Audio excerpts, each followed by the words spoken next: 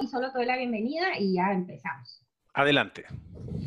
Muy buenos días, señores. Muchísimas gracias por estar en esta presentación tan especial que hemos estado tratando de coordinar y con invitados especiales, no solo de Córdoba en Argentina, sino también en Guatemala. Y la idea es platicar un poquito acerca del tema de los hubs de innovación y parques de tecnología, que ahora ha sido una de las estrategias que hemos estado utilizando en Centroamérica para justamente reactivar la economía y ha sido desde hace 10 años una de las fuentes de generación de innovación y de emprendimientos más grandes de la región, César. Entonces, como tú sabrás, nosotros participamos en Armando el Silicon Valley en Guatemala, que por cierto retornamos, mañana lanzamos de nuevo la oficina ahí, así que ahí les voy a mandar fotos. No me queda otra porque tenemos que apoyarnos en estas épocas. Y la verdad es que nosotros hemos admirado, Walter y César, siempre lo de Córdoba. Eric, que estuvo allá, Ludwig también nos han estado comentando, y realmente son un ejemplo para toda Latinoamérica. Entonces, quería agradecerles que estuvieran con nosotros y les dejamos el micrófono. Y sí vamos a circular esto a más de 100,000 personas porque mucha gente en la región está interesada en hacer negocios con Córdoba. Ok, muchas gracias. Bueno, muchas gracias María Mercedes por la invitación. Ahí le decíamos que ya se incorporó Walter Abrigo. Bienvenido, Walter. Y la idea es hacer unas presentaciones cortas para que podamos conversar entre todos. ¿Sí? Así aprovechando que tenemos una mesa chica. Sí, adelante, Walter. No, te saludaba. Recién acabo de llegar. Bueno, muy bien, excelente, a tiempo, porque Walter estaba manejando desde Córdoba hasta Chaco, se recorrió como un cuarto de país en algunas horas y haciendo todo para estar a tiempo. Así que eso es bien interesante, porque Walter es aún de una provincia. En Argentina tenemos gradientes de desarrollo, así que es un lindo ejemplo para Guatemala, porque no es todo Buenos Aires, ¿no? Y hay estrellas interesantes surgen de provincias poco desarrolladas, pero hermosas, como Chaco. Así que, inclusive ellos tienen actividades en Chaco también, que es a Walter le gusta porque si lo testean y anda por allá, anda en cualquier lado, ¿no es así? Exacto, sí, sí.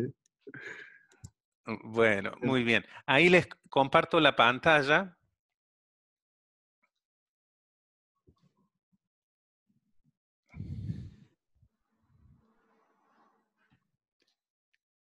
¿Se ve bien? Sí, perfecto. Sí, totalmente. Bueno, muy bien. Entonces acá voy a poner mi temporizador para no tardarme más de 20 minutos y la idea es dar algunos elementos para la discusión, aportes justamente para este proyecto Hubs de Tecnología, Emprendimiento e Innovación de Guatemala.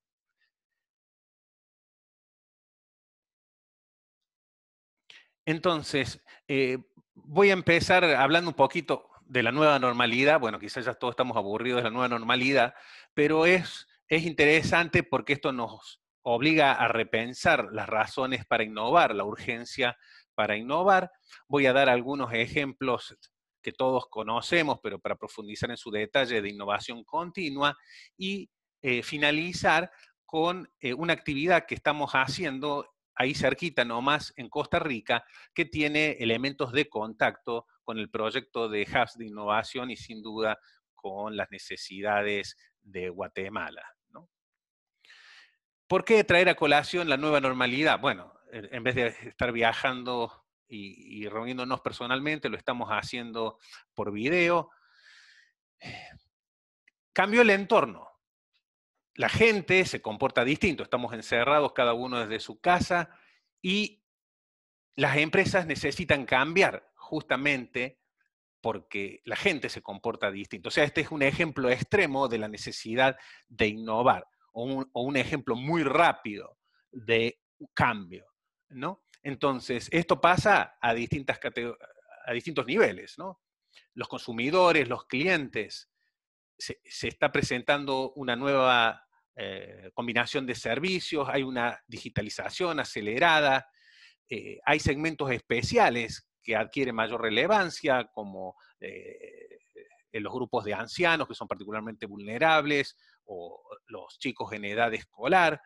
Eh, eh, Nos enfrentamos cada vez más a hacer pagos electrónicos, hay preferencia por lo local, lo saludable, Los trabajadores, la forma de trabajar cambia, el home office, hay distintas exposiciones a riesgos, las reuniones virtuales, cambia la rutina, los cuidados. Y la vida social, a su vez, cambia drásticamente, ¿no? Uno de los elementos clave es la revolución de la industria del entretenimiento a expensas del turismo, por ejemplo, y una gran relevancia de lo virtual en la educación. Y en otras cosas, por ejemplo, yo me he encontrado haciendo yoga por internet, ¿no? Entonces, estos son cambios drásticos que a su vez ofrecen muchas oportunidades, ¿no? Si, para nosotros que nos dedicamos a apoyar a los emprendedores, surgen muchísimas oportunidades para emprender, ¿no? O para enriquecer ofertas de valor iniciales.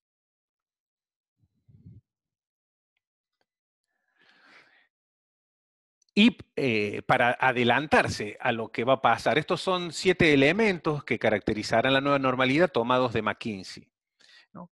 Entonces, nos tenemos que enfrentar a acostumbrarnos a manejar las distancias. Una implicancia de eso es tener economía sin contacto, ¿no? Que los bienes y los servicios lleguen a los clientes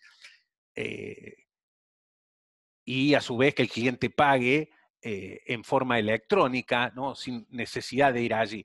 Hay cambios estructurales entonces en los mercados, en el comportamiento de los consumidores, y es interesante que hay una mayor intervención estatal, ¿no? Con la excusa, digamos así, o con la necesidad de intervenir en salud pública y en el rescate de empresas y otras áreas, estamos, y particularmente en Argentina, experimentando una gran intervención estatal y por consiguiente también va a haber un mayor escrutinio al sector privado y hay una gran necesidad en la población en general que se constituirá como motor de creatividad y que de nuevo es un incentivo para el emprendimiento, ¿no? Entonces, la palabra clave, de nuevo tomado de McKinsey, para esta nueva fase es protocolo, ¿no? Entonces, hay protocolos transversales que tienen que ver con todas las industrias, los sectores económicos, ¿no? Todos tenemos que mantener normas de higiene, de control, salud.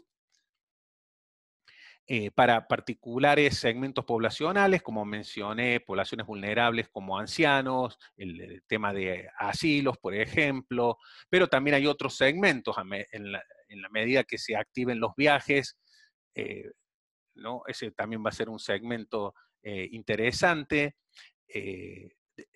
De nuevo, los estudiantes en todos los niveles.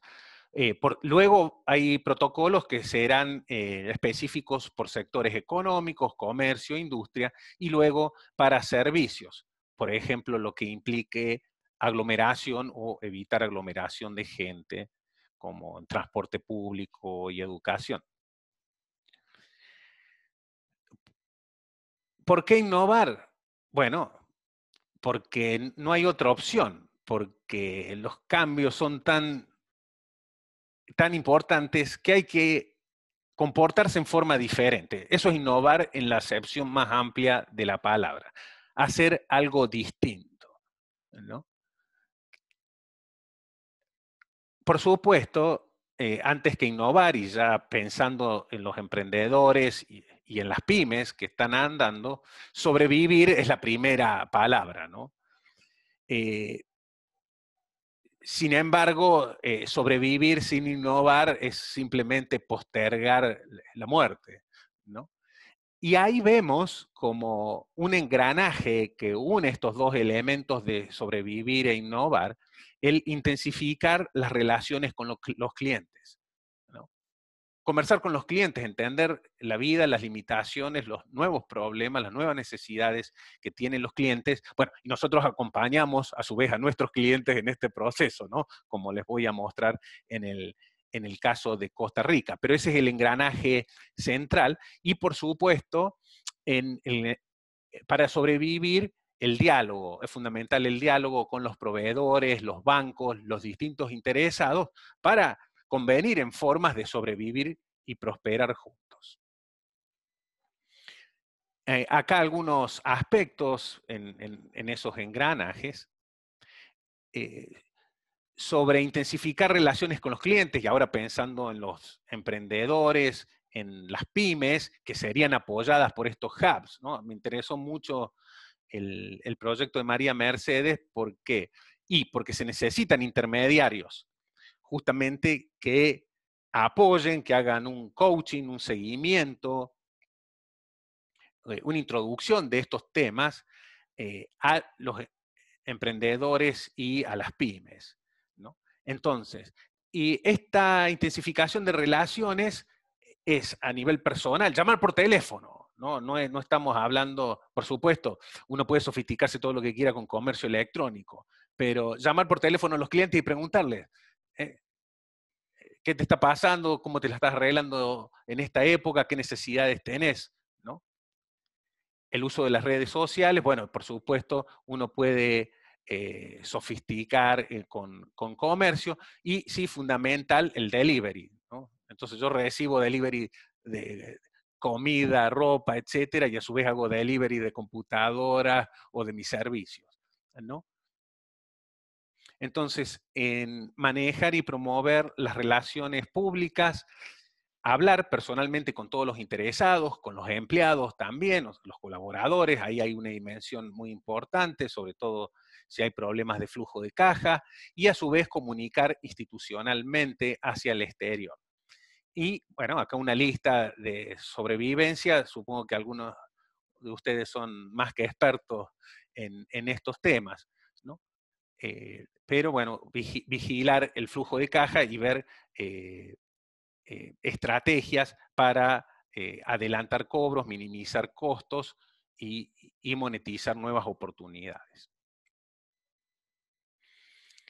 Entonces, es necesario anticiparse. Bueno, ahora los cambios se nos anticiparon, pero bueno, van a haber nuevos cambios eventualmente. Y no solo se trata de sobrevivir en el futuro, sino también aumentar la rentabilidad, ¿no? Y finalmente, este es uno de los temas críticos, en mi opinión, en la región, ¿no? Hay poca innovación y por lo tanto poca rentabilidad. Y el modo suele ser de sobrevivencia. Entonces yo creo, y el modo continua. Entonces, ¿qué estaba pasando? Y en Argentina pasó mucho. Muchas pymes o muchos emprendimientos recientes apenas lograban sobrevivir el mes a mes. Con esta pandemia directamente tuvieron que abandonar, ¿no? Muchos. Entonces, un rol de estos hubs sería cómo preparar a los emprendimientos para la rentabilidad, lo que implica innovar en forma continua, como podemos ver.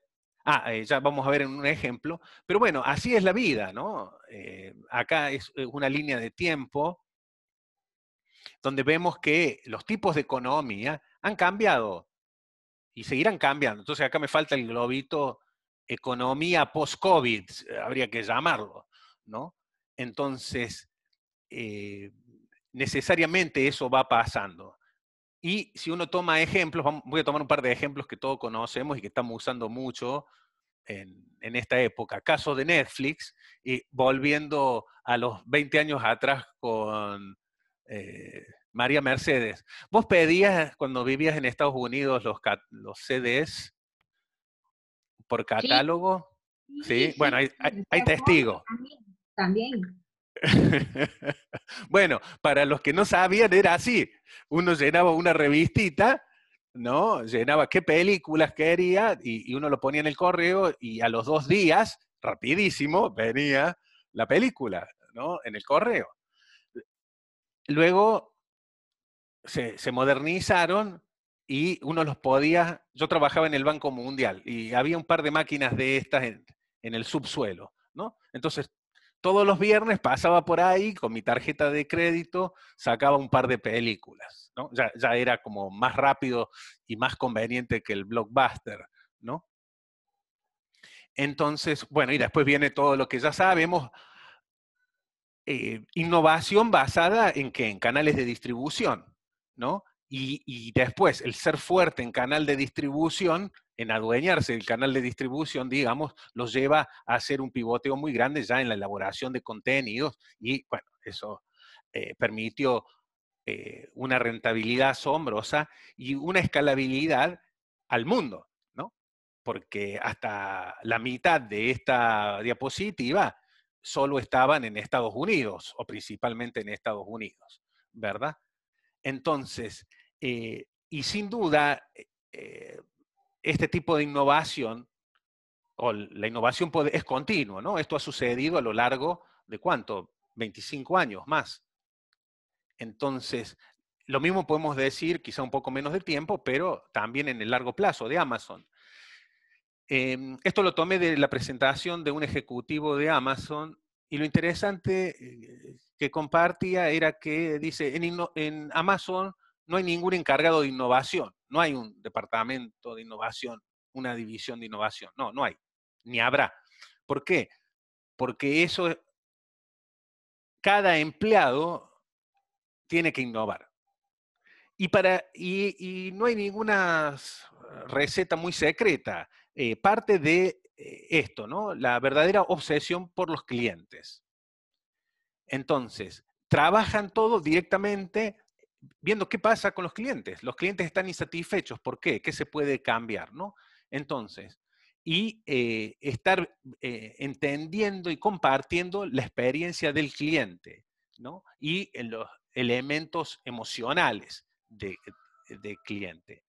Y aceptar las tendencias externas y adaptarse a las mismas. O sea, si uno se fija en estos elementos de Amazon, la mayoría es reaccionar sobre elementos externos, ¿no? Y reaccionar ¿cómo? Bueno, también ser innovador en los procesos que permite tener procesos livianos, tomar decisiones rápidas con información incompleta y aprender sobre la implementación, ¿no? Entonces, estos elementos, el secreto, y ahí también para atar con el rol de un hub, mucho tiene que ver cómo trasladar estos principios a los emprendimientos y a las pymes, ¿no? Entonces, este es un ejemplo del cómo. Hay muchos ejemplos y Walter les va a hablar de innovación abierta, que es un ejemplo fabuloso y yo creo que es una oportunidad grandísima de unir los mundos de la grande empresa con la empresa pequeña. El ejemplo que les cuento tiene que ver más con la iniciativa desde lo gubernamental, aunque también se puede dar desde lo privado. Por ejemplo, también estamos iniciando un ejemplo con el Banco de Desarrollo de Jamaica, que podría parecerse en sus funciones al Banco Industrial, ¿no? Rubén. Entonces, este proyecto en particular que hemos estado desarrollando durante el último año en Costa Rica, esto lo estamos implementando para el MISIT, el Ministerio de Ciencia, Tecnología y Telecomunicaciones, en alianza con la International Business Innovation Association de Estados Unidos y la European Business Network de Europa. Entonces, fortalecer las capacidades de 50 emprendedores en 3 cohortes, emula de alguna forma las cohortes de aceleración, y lo que se busca es apoyarlos en el desarrollo de sus emprendimientos a través de mentorías e incubación y que permitan que algunos de ellos, aquellos que estén preparados, puedan hacer una estadía virtual en centros globales de innovación, hubs de innovación o incubadoras o aceleradoras en Europa, Estados Unidos, y a su vez fortalecer las capacidades de los intermediarios, que en estos casos son las incubadoras costarricenses. Entonces, cuando uno hace este tipo de programas, es muy importante atender tanto a los intermediarios como a los beneficiarios finales. Entonces, a nosotros nos toca hacer el mentoreo, el acompañamiento, tanto de las incubadoras como de los emprendimientos, y hacer un poco el modelado de roles hacia la incubadora, ¿no? Entonces, ellos le tienen que asignar un coach, una persona de contacto, de continuo contacto a la empresa, tener sesiones de trabajo en forma periódica, desafiarlo. Hay un trabajo intenso de desafiar, revisar, pivotear los modelos de negocios, no quedarse con el primer concepto de negocios, establecer un plan de acción ambicioso y apoyarlos en el cumplimiento de ese plan de acción. Esto es un elemento muy importante que es, en nuestro caso es mentoreo internacional, pero el modelo aplicaría, por ejemplo, en Guatemala, es a distancia, entonces da igual si el mentor está en Guatemala City, en San José de Costa Rica o en Houston, en Estados Unidos, ¿no? Entonces, hemos estado aprovechando eso para tener una combinación de mentores de Europa, particularmente de España, y de Estados Unidos, particularmente de la comunidad hispana, por cuestiones de César, idioma. ¿Sí? César, disculpa que te interrumpa, hay señores de Jalapa que no pueden entrar, están en lista de espera.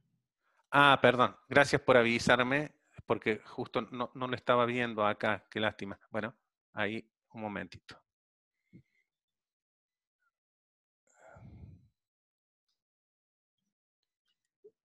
O hacernos co-host a Sí, Eso. te voy a hacer...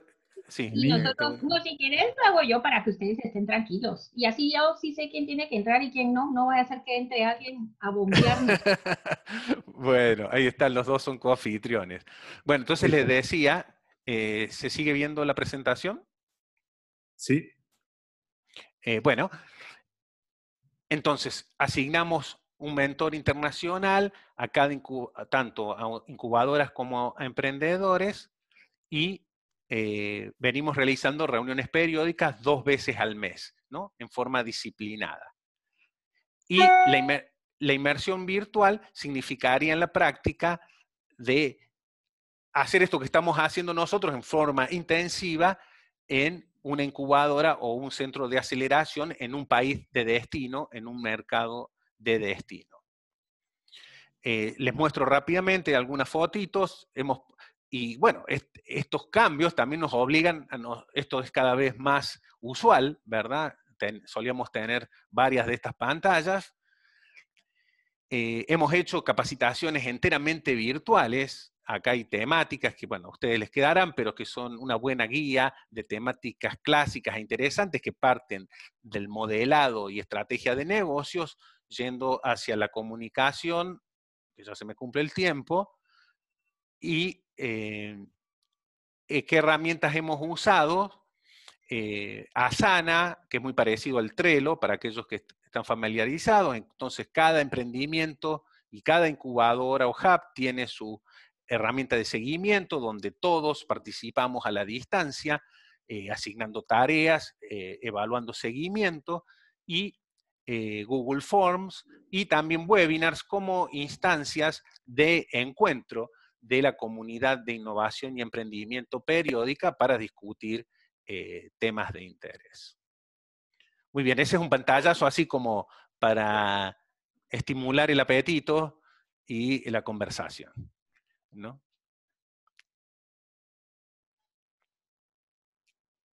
No sé si queremos pasar a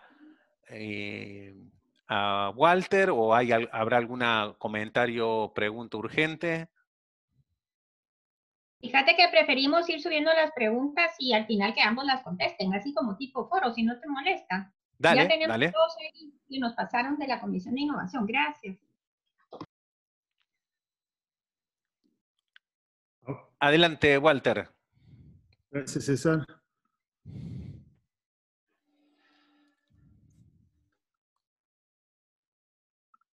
Bueno,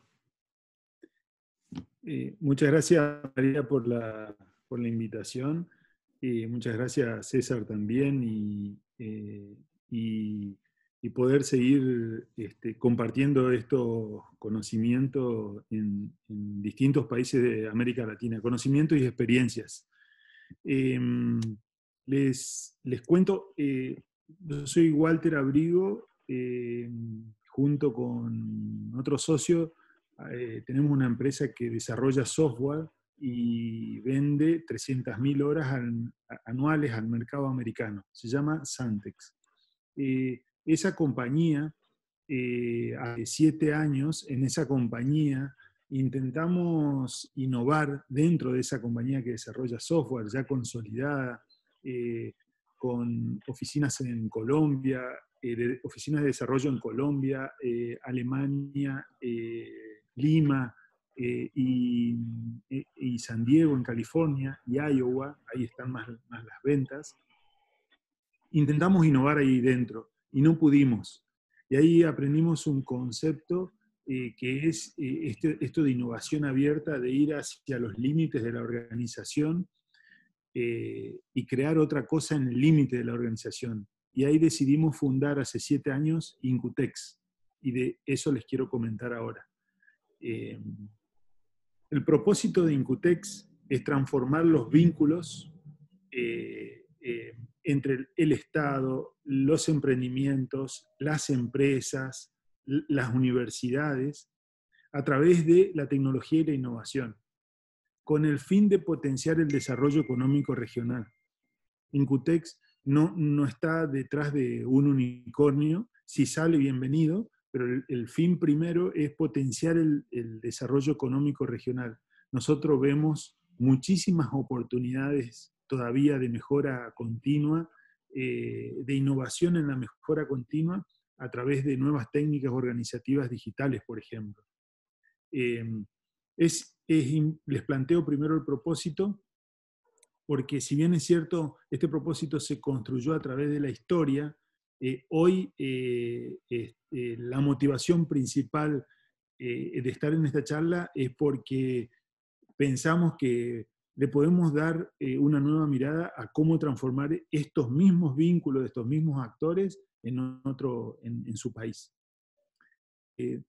Incutex nace como una incubadora, y los fundadores armamos un primer fondo de inversión que fue capaz de invertir en 15 startups, en 15 emprendimientos. Estos emprendimientos vinculados a la educación, a la salud, al e-commerce, a la gestión de consorcios de edificios, vinculados a las finanzas, plataformas que vinculan distintas plataformas que vinculan distintos actores de la economía real, juegos, gestión de cooperativas y varios verticales. Y fueron años durísimos porque, bueno, en Argentina estamos desde hace mucho tiempo con años durísimos, y pensar en invertir en capital de riesgo, como lo hicimos 4 personas cuando fundamos la compañía, la aceleradora, fue toda una decisión rara, ¿no? Porque siempre las opciones son invertir en otra cosa y no en capital de riesgo, en economías donde las tasas de interés rondan el 50% anual. Lo mismo decidimos apostar ahí, y luego hubo ventas de compañías de ese fondo 1 y logramos armar un nuevo fondo, en donde en ese nuevo fondo invertimos en emprendimientos ya con todo el conocimiento y el aprendizaje de la primera etapa. El Estado fue y es un factor clave para Incutex, porque tanto la provincia de Córdoba como nación, en la administración anterior, en cualquiera de las últimas 3 administraciones del gobierno nacional, que fueron de distintos color político, o en las últimas 2 del gobierno provincial de Córdoba, apoyaron a través de programas de coinversión las inversiones que nosotros hacíamos en las startups.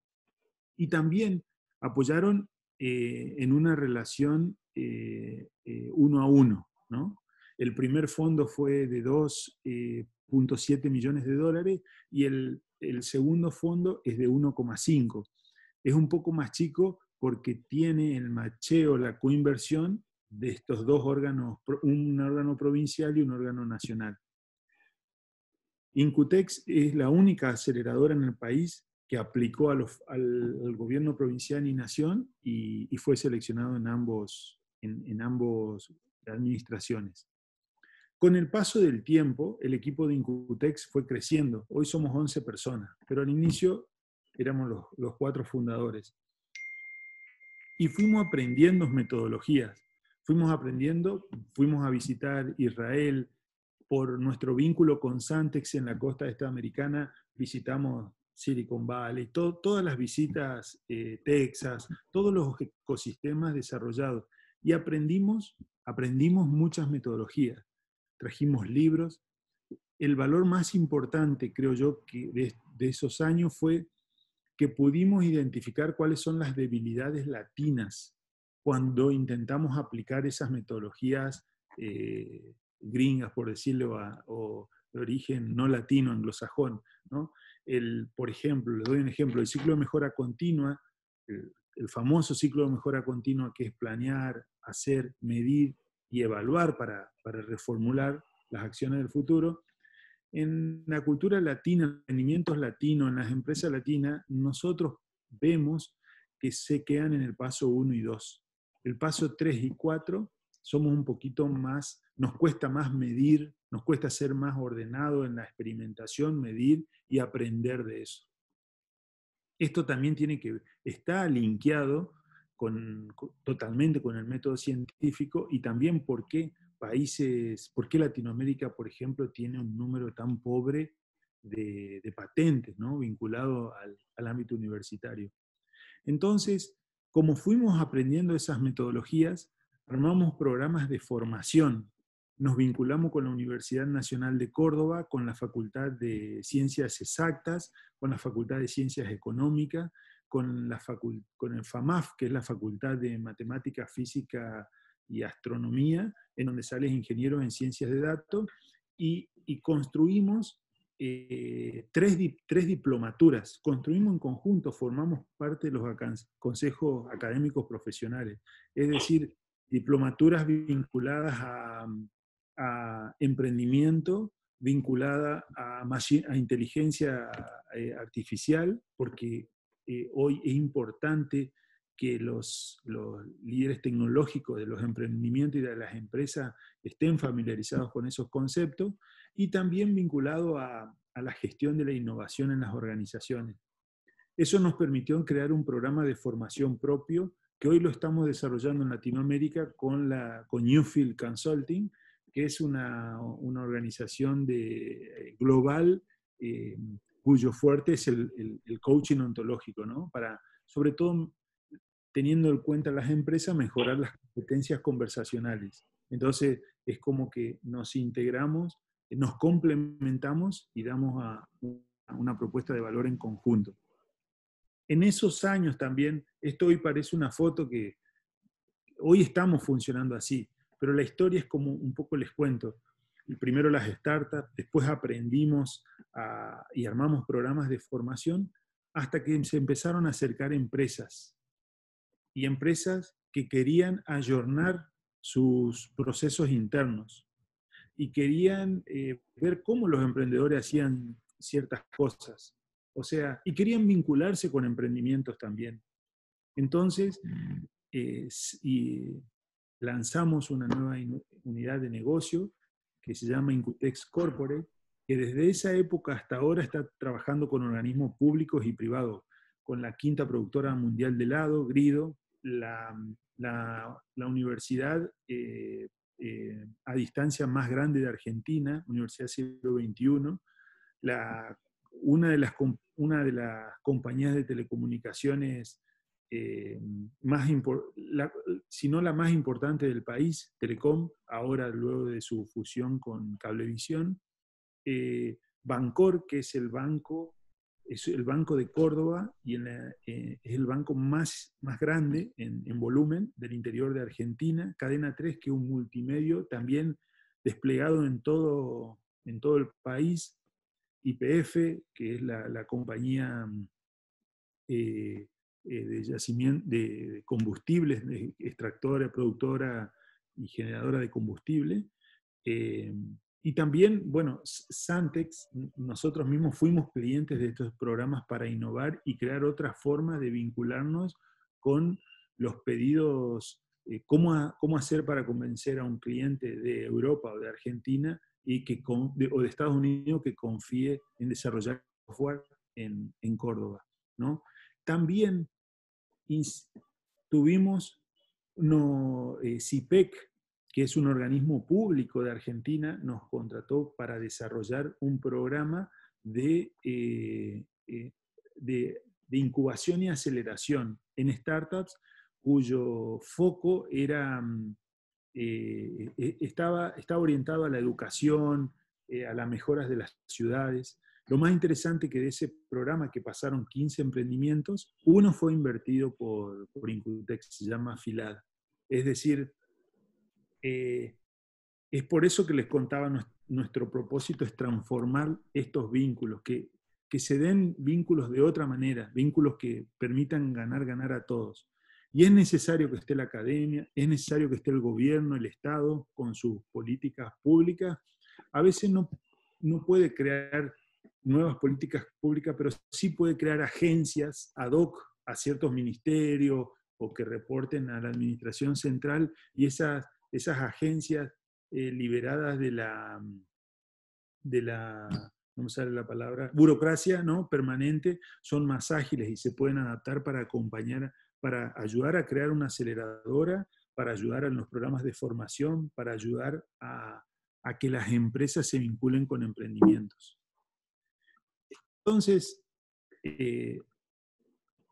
las industrias, las industrias en las cuales hoy estamos vinculados son telecomunicación, salud, educación, finanzas. O sea, les muestro que la posibilidad de logística, alimentos, la posibilidad de realizar innovación abierta en Latinoamérica está incipiente.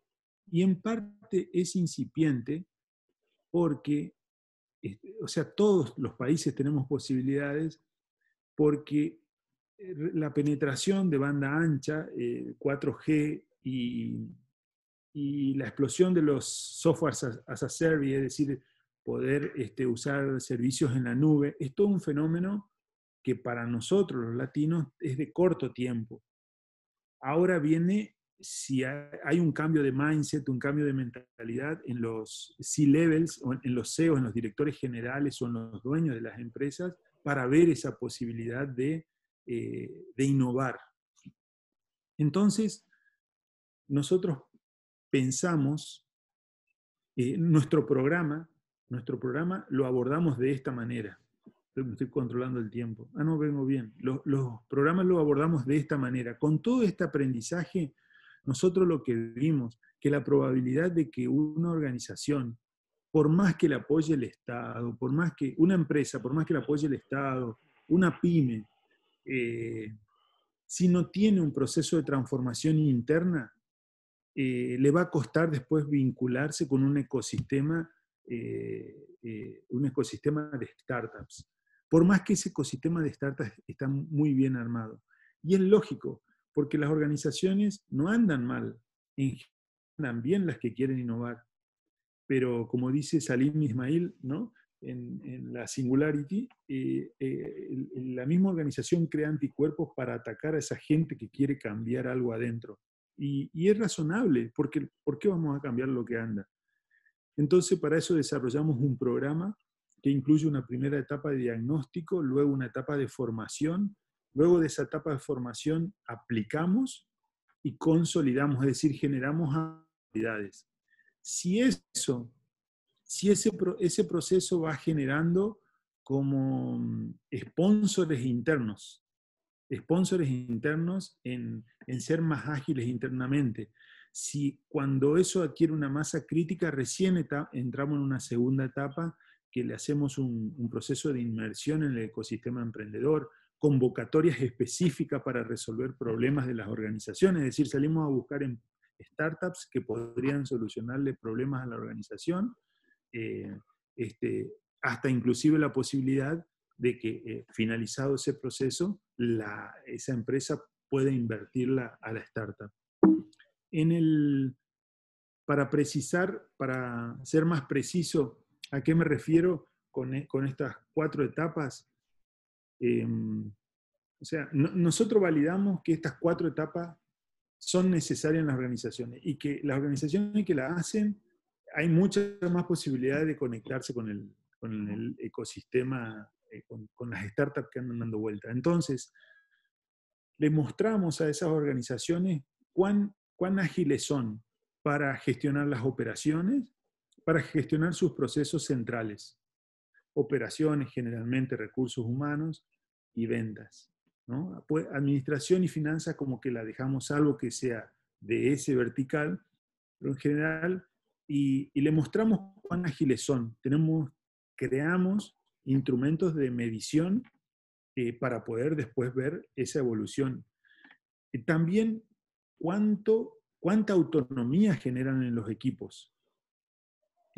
Otra particularidad de Latinoamérica es que son, en general, cada vez se ven menos estas organizaciones, pero continúan. Hay organizaciones muy piramidales. Entonces, no hay autonomía. Y al no haber autonomía, la decisión no se toma en tiempo real, ¿no? Como que la decisión tiene que escalar hasta alguien más. Entonces, medimos cuán autónomos son y medimos también en función de cómo hoy gestionan la abundancia a la que tienen contacto, cómo se aproximan y cómo la gestionan, la exponencialidad. Cómo están gestionando ser exponenciales. Eso medimos, entramos y medimos. Luego entramos en un proceso de formación en metodologías ágiles, en OKR para generar autonomía, en Lean Startup y Design Thinking para que la experimentación y el error no sea mal visto, sino que sea visto como la mejor posibilidad para aprender, ¿no? Y son talleres de formación específicos, en donde las organizaciones traen a la mesa sus propios problemas. Es decir, no son con ejemplos de Silicon Valley, ¿no? Son con ejemplos de las organizaciones en donde estamos. El paso siguiente es aplicar en equipos internos. Es decir, eso que aprendemos, vamos y aplicamos en equipos internos. Empezamos de a poco. Los mismos directivos de la organización deciden dónde empezar y vamos a aplicar estas estas son técnicas organizativas digitales.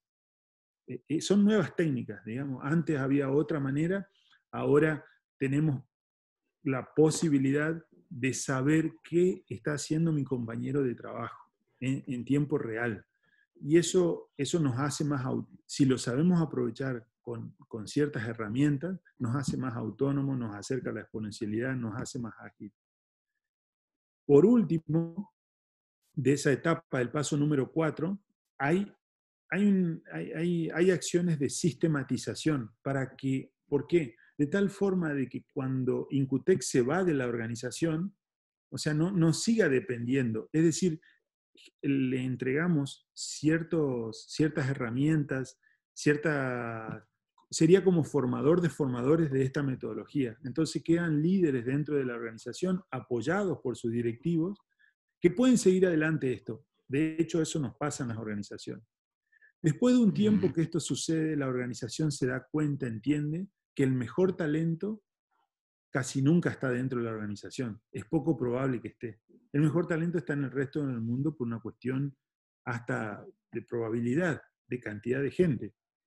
Entonces, ahí empezamos a invitarlos y le decimos, ¿quieren conocer? Los invitamos a reuniones de seguimiento a las startups. Es decir, Incutex tiene todos los miércoles seguimiento a las startups. Entonces ellos pueden ver cómo se sigue, cómo se hacen follow-up a los modelos de negocio planteados por las startups, a las acciones que plantean. Y también los invitamos a otro tipo de reuniones que son aquellas startups que no están invertidas, pero quieren ser invertidas. Entonces, es como una inmersión en el sistema emprendedor, a ver qué hay, ¿no? Es como que vayan al parque ¿no? Al parque donde están todos ustedes y empiecen a ver eso, ¿no? Donde están las startups que mencionaban al inicio. Cuando la empresa avanza, generalmente pasado el año, año y medio, 2 años, ya la empresa dice, este problema no lo puedo resolver hace mucho. Podemos hacer, ¿quién lo podrá resolver? Y salimos a una convocatoria, ¿no? A una convocatoria específica y abierta. También puede pasar que aparece un problema, por ejemplo, puede pasar que el problema es amplio, ¿no? O la oportunidad es amplia. Entonces la convocatoria ahí si bien es específica, es abierta. Pero cuando el problema está focalizado, está centrado en algún proceso productivo, la búsqueda es realizada y es cerrada. Entonces Incutex hace scouting de startups que estén resolviendo este problema.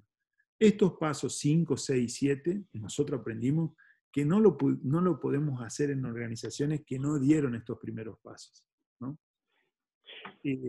Los tiempos que toman todo este proceso, les cuento algo. Yo soy el director de Incutex y a la vez uno de los fundadores. Yo no soy vendedor, entonces no doy tanto vuelta con las conceptualidades, que yo ya me voy derecho al hueso, pero bueno, como César me sigue invitando, debe ser que no, tan mal no está. Discúlpenme que no. Después en las preguntas, si quieren, vamos más en profundidad en algunos temas, ¿no? Pero los tiempos que llevan, mire, la medición toma una semana, la formación toma un mes, ¿no? La aplicación de eso toma como máximo 3 meses, o sea, son sprint cortos en donde hay mucha intensidad en lo que están haciendo, no en algo nuevo, en lo que están haciendo hoy, cómo mejoramos lo que estamos haciendo hoy. Nosotros encontramos organizaciones que no se miden, que no se dan feedback, que no son ágiles, que las decisiones las toma un jefe y no la toma la persona más cercana al problema que puede tomar una decisión, o infinidades. Estas metodologías hacen que empiece una transformación interna. Luego la consolidación, nosotros damos las herramientas para que esa consolidación la puedan hacer internamente también. Pero básicamente son instancias de medición, y medición y evaluación de qué se está haciendo, de cómo se está haciendo, ¿no? Para que esto no caiga.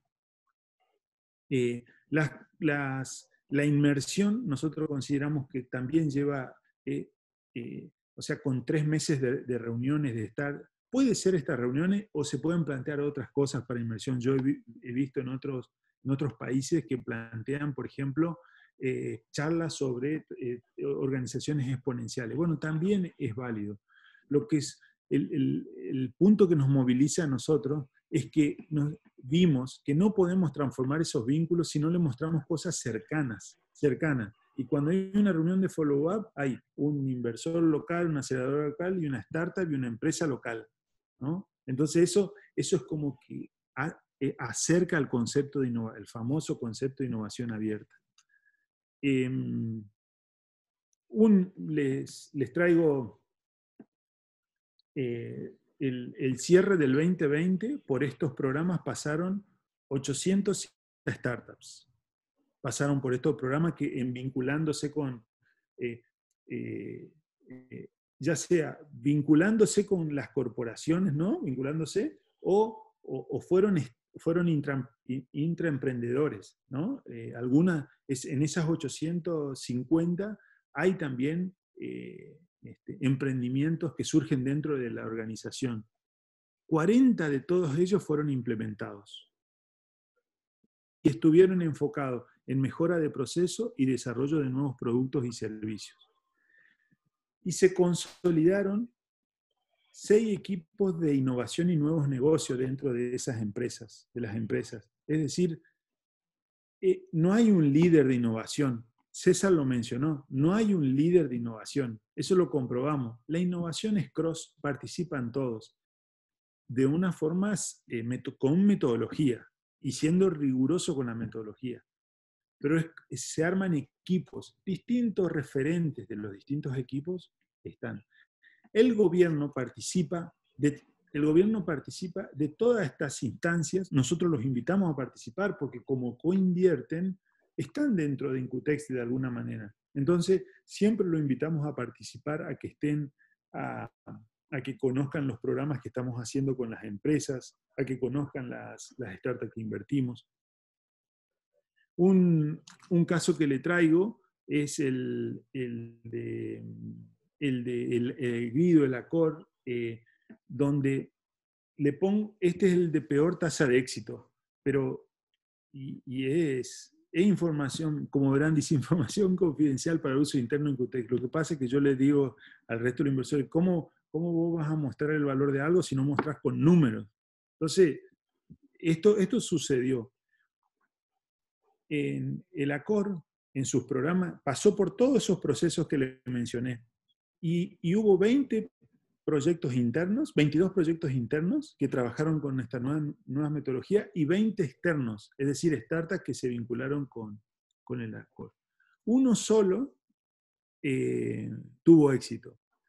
¿Cómo definimos que tuvo éxito? Cuando hay un resultado positivo 3 meses consecutivos. Ese resultado positivo demoró 17 meses. O sea, la tasa de éxito fue 4,5% de todos los proyectos. Duró 17 meses, hasta que empezaron a ver algo positivo. Lo interesante es que el periodo de recupero de esa inversión en innovación abierta, en los cursos y demás, es decir, los beneficios que le generó ese solo proyecto exitoso, fue de 6 meses. Y en